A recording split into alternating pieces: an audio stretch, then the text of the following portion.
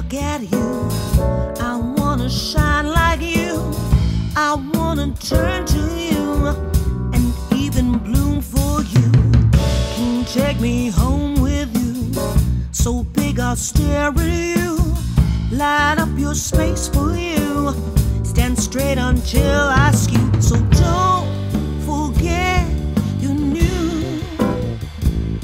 this flower's truly made for you. سلام دوستان، من شهرام شجاعی هستم، کامپوزر این پروژه. شاید هنوز نام فیکسی براش تعیین نشده باشه، تا الان اسمش Welcome to Canada هست. اولین تجربه من در کانادا برای ضبط یک آلبوم و سومی در مجموع. من قبلا 2 آلبوم در ایران ریکورد کردم آلردی. امیدوارم که بتونیم ادامه بدیم و ترک های بیشتری ضبط کنیم. ما امروز 4 ترک ریکورد کردیم اینجا در یکی از بهترین استودیوهای داونتاون تورانتو، استودیو رولوشن. بسیار تجربه خوبی بود، کار با تیم حرفه‌ای، با هم از بچه‌های صدا بردار، استودیو و نوازنده‌های بسیار حرفه‌ای. در این کار ما از رنگ‌های مختلف استفاده کردیم، از سازهای ایرانی، پرشین و از سازهای غربی، ساکسیفون، درامز، بیس. از ملیت‌های مختلف دور هم جمع شدیم تا یک کار مالتی کالچرال تولید کنیم و فکر می‌کنم که نظیر این کار قبلاً ارائه نشده. یعنی تمام سعی من این بوده که کار نوین و جدید ارائه بدم. امیدوارم که گوش کنین، بپسندین و به دوستانتون معرفی کنین.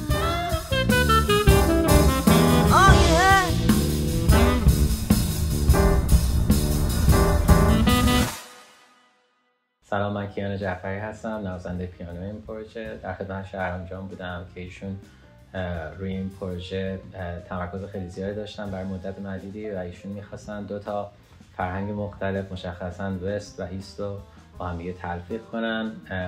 مشخصاً کار بسیار بسیار چالنجینگ بود. امیدوارم که ریزالتش مورد قبول همه باشه و مردم از شنیدنش لذت ببرن.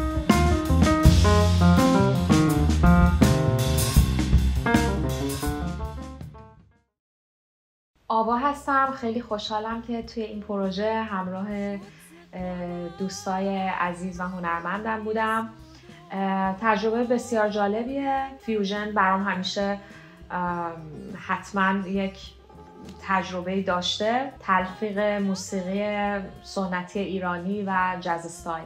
توی 3 از قطعه ها همکاری داشتم، تو 2 آواز خوندم. قسمتی که در واقع آواز میخوندم یکیش سگاه بود و تهش یک آواز سگاه خوندم. قطعه دیگه بیات ترک بود و قطعه دیگه توی دشتی نواختم و یک سولوی ویولون که تمی که من اجرا می‌کردم توی دشتی، مایه دشتی بود. لذت بردم از این همکاری. امیدوارم که از شنیدن این موسیقی لذت ببرید.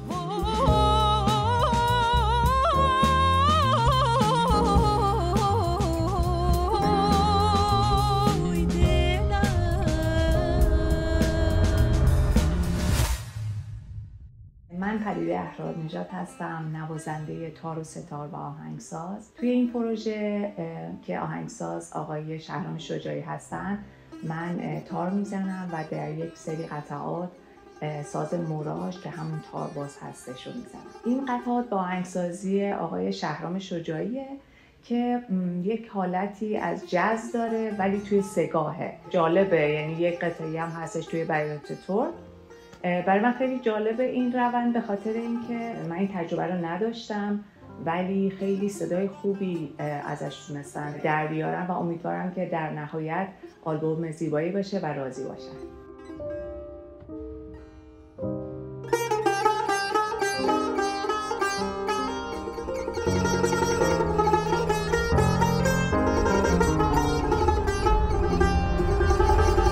Hi, my name is Mike Warwick, saxophonist. It was a pleasure to be part of this project. We really got to stretch out as musicians.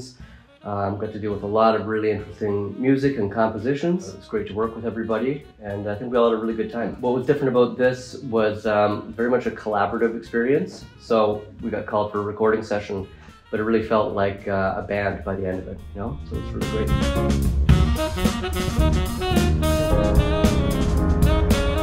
سلام، من رامین مظاهری هستم.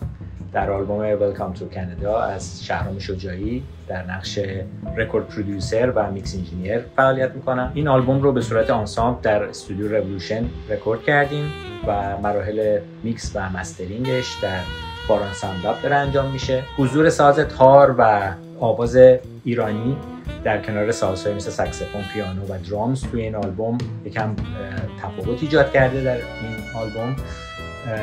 امیدوارم به زودی بشنوید و لذت ببرید. امشب به خواب